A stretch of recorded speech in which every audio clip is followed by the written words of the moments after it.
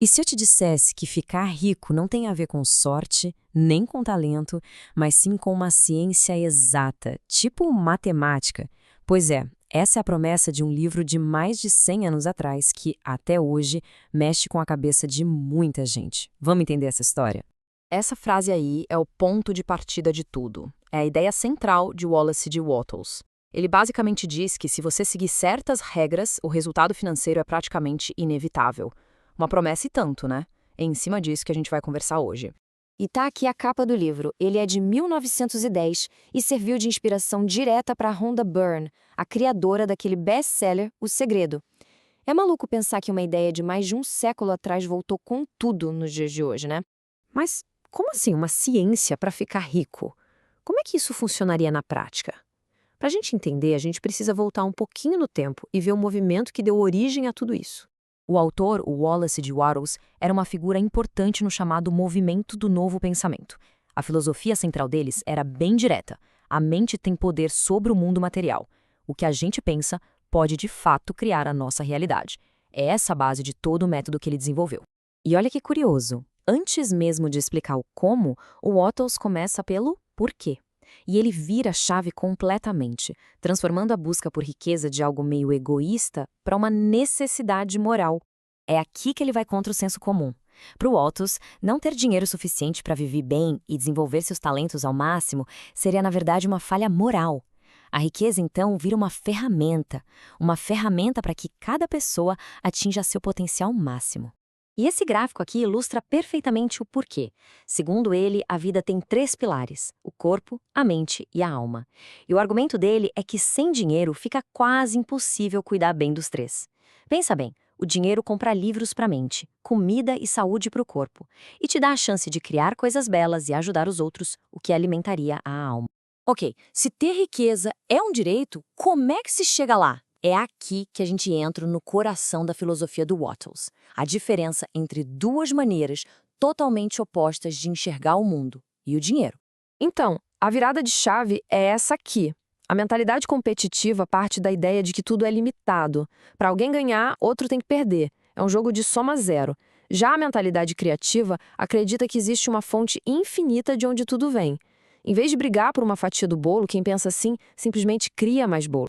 Essa imagem resume a ideia perfeitamente. O foco não é em derrotar os outros, mas sim em criar valor novo, que vem dessa fonte inesgotável. É sobre cooperar, inovar, adicionar algo ao mundo e, nesse processo, enriquecer a si e também quem está ao redor. Tá bom, a filosofia é bem interessante. Mas e a prática?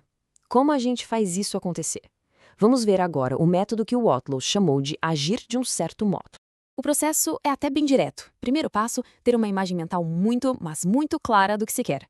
Segundo, praticar a gratidão. O Wattles dizia que ser grato te conecta com a energia criativa do universo. E terceiro, ação. Mas não é qualquer ação, é uma ação eficiente, feita todo dia na direção daquela visão. Sem se matar de trabalhar, mas fazendo o que pode ser feito hoje.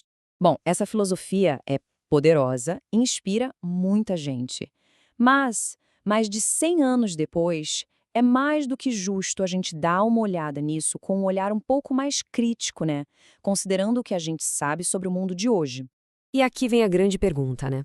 Será que só a força do pensamento, a mentalidade, é o suficiente para superar qualquer barreira que apareça no caminho para a riqueza?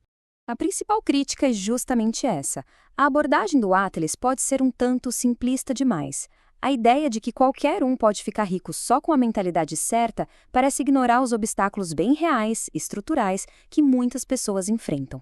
E aqui estão alguns desses fatores do mundo real.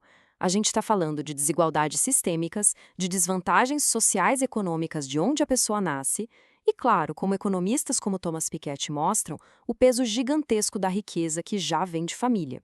São coisas que uma abordagem focada só na mente pode acabar deixando de lado. Então, como a gente fica no meio disso tudo, com duas visões que parecem não conversar? De um lado, o poder da mente, do outro, a realidade concreta. Vamos tentar juntar as peças para a gente tirar uma conclusão? Olha, mesmo com todas as críticas, a mensagem central do livro continua tendo um valor enorme. A ideia de que a nossa mentalidade, a nossa visão de futuro e a nossa gratidão guiam as nossas ações e, por consequência, os nossos resultados, isso é um pilar do desenvolvimento pessoal, não dá para negar.